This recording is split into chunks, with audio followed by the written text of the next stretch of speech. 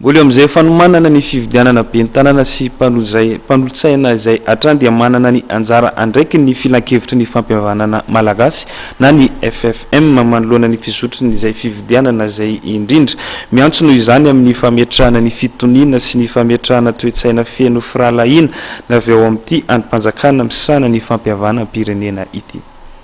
Ao anatin'ny vanim-potoana fividianana tanteraka amin'ny firenena ankehitriny, rehefa iresaka fividianana nefa dia mangataka fametrahana amin'ny fitoniana sy ny filaminana. Manana andraikitra lehibe amin'izay fametrahana amin'ny fitoniana sy ny filaminana izay filan-kevitry ny fampihavanana malagasy na ny FFM. Fanatanterahana fividianana ao anaty firalahiana ary manaraka ny lalàna manan-kery no antso entin'ity androm-panjakana misana ny fampihavana-pirenena ity.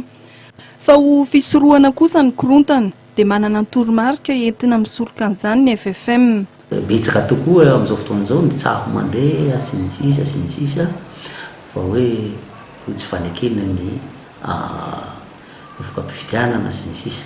Misy ny voafaritry ny lalàna any anatin'ny tribunaux administratif rehetra ahafahana manao ny taranany nataontsika isorohana an'izay dian'izao dia miangavatsika hanara-maso ny safiditsika, hiaro ny safiditsika ary hisafidy ny olona izay tiantsika. Ka tena ny olona iritsika tokoa iverintsika fa mpandroso fahatra misy atsika ny commune misy atsika no safidiana. Izay zany mba hoe teny avy aty aminay FFM mba ao anatin'ny faralahiana izao fampelezan-kevitra zao mba hialana ny fiantsina fa adinombalany mpianakavy. Mbola anisany mitarika ny sain'ny mpanao politika ihany koa nefa ankehitriny ny fametrahana ny dina amin'ny fandraisana andraikitra na ny pacte de responsabilité.